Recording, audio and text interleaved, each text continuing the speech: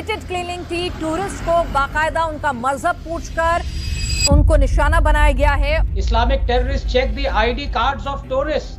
Some reportedly even demanded the trousers be pulled down, asked them to recite the kalma and killed those not Muslims.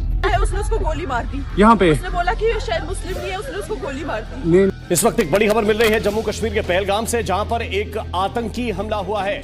Pahalgam में पर्यटकों पर firing हुई है। आप यहाँ पे रहो, हम साथ में। मैडम, ये जो ब्रीद साहब है प्रेसिडेंट कर्नाटका, गुजरात और महाराष्ट्र से हैं। No need, in my view, for the Supreme Court to waste time getting into whether 370 abrogation was valid or not. It was a waste of time because, with the greatest of respect to the judges, they will not take responsibility for the security situation. These are matters in which the governments and armies must be given a free hand. They do not need to be discussed ad nauseum by petition after petition and argument after argument in court, where the government feels obliged to give some kind of a undertaking that there will be an election in Kashmir. Why? When we removed 370, did we say we will have an election in Kashmir? What has an election in Kashmir ever achieved? But to bring out a bunch of political turncoats back into the so-called political mainstream while innocent people The thought that we are different from the Hindus in every possible aspect of life. Our religion is different, our customs are different, our traditions are different, our thoughts are different, our ambitions are different. That was the foundation of the two-nation theory that was laid there. बहनों और भाइयों, राष्ट्र से बढ़कर के कुछ नहीं हो सकता, कुछ नहीं हो सकता। और राष्ट्र तब सशक्त होगा जब हम एक रहेंगे, नेक रहेंगे, तभी नेक रहेंगे। बटेंगे तो कटेंगे। एक बंद खिड़की की तरह है जो मुसलमानों और गैर मुसलमानों के बीच भेद करता है। इस्लाम में जिस भाईचारे की बात की गई है वो मानवता का भाईचारा नहीं है, बल्कि उसका मतलब सिर्फ मुसलमानों का मुसलमानों से भाईचारा है। मुसलमानों के भाईचारे का फायदा सिर्फ उनके अपने लोगों को ही मिलता है, और जो गैर मुस्लिम हैं उनके लिए इस्लाम में सिर्फ घृणा और शत्रुता ही है।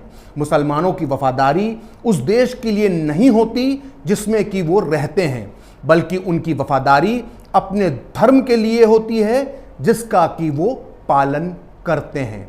तो सुना आपने, डॉक्टर इन देशों यानी टर्की और ग्रीस की अल्पसंख्यकों की समस्या का अध्ययन करना चाहिए, ताकि वो जान पाएं कि अल्पसंख्यकों से जुड़ी समस्या का एकमात्र हल जनसंख्या की अदला बदली ही है। सांप्रदायिक शांति स्थापित करने का टिकाऊ तरीका अल्पसंख्यकों की अदला बदली ही है। यह व्यर्थ होगा कि हिंदू और मुसलमान एक दूसरे को संरक्षण देने के ऐसे उपाय खोजने में लगे रहें जो इतने असुरक्षित पाए गए हैं।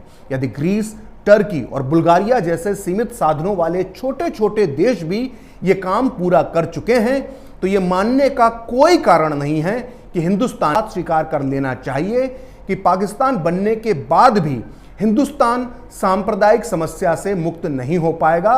सीमाओं को बांट देने से पाकिस्तान तो एक मुस्लिम देश बन जाएगा, लेकिन हिंदुस्तान एक मिली जुली आबादी का ही देश बना रहेगा। मुसलमान पूरे हिंदुस्तान में बिखरे हुए हैं, इसलिए यहाँ किसी भी तरह की सीमाएं बनाने से हिंदुस्तान एक ही धर्म का देश नहीं बन पाएगा। हिंदुस्तान को एक ही धर्म का देश बनाने का एकमात्र तरीका यही है कि जनसंख्या की अदला बदली की जाए। जब तक ऐसा नहीं किया जाएगा, हिंदुस्तान में बहुसंख्यक यानी हिंदू और अल्पसंख्यक यानी मुस्लिमों के बीच समस्या बनी रहेगी। अब मैं आपको इस तथ्य यह है कि भारत चाहे एकमात्र मुस्लिम शासन के अधीन ना हो, दारुल हर्ब यानी जहां इस्लाम का शासन नहीं है वो देश है, और इस्लामी सिद्धांतों के अनुसार मुसलमानों द्वारा जिहाद की घोषणा करना न्याय संगत है। वे जिहाद की घोषणा ही नहीं कर सकते, बल्कि उसकी कामयाबी के लिए विदेशी मुस्लिम शक्ति यानी किसी मुस्लिम देश की मदद भी ले सकते हैं। और यदि कोई मुस्लिम देश जिहाद की घोषणा करना चाहता है तो उसकी सफलता के लिए भारत के मुसलमान उसे मदद भी दे सकते हैं। अच्छी करने की जरूरत नहीं है। मुसलमानों के लिए हिंदू काफिर हैं और उनकी कोई सामाजिक स्थिति यानी हैसियत नहीं होती है। इसलिए जिस देश में काफिरों का शासन हो वो देश मुसलमानों के लिए दारुल हर्ब है। ऐसी स्थिति में यह साबित करने के लिए सबूत देने की आवश्यकता नहीं है कि मुसलमानों के अंदर हिंदू सरकार के शासन को स्वीकार करने की इच्छा शक्ति मौजूद ही नहीं है।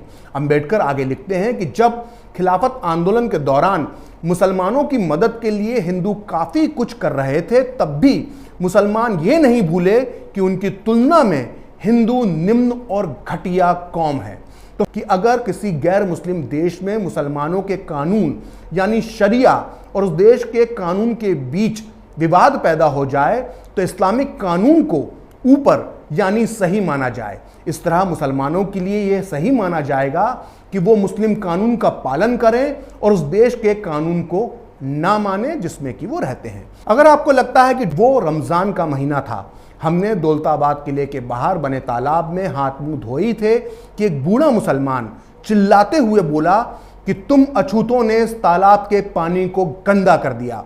थोड़ी ही देर में कई मुसलमान जमा हो गए और हमें गालियां देने लगे कि तुम अछूतों का दिमाग खराब हो गया है, तुम्हारी औकात क्या है, तुम्हें सबक सिखाने की ज़रूरत है। हमने समझाने की कोशिश की लेकिन मुसलमान हमारी बात सुनने को तैयार नहीं थे।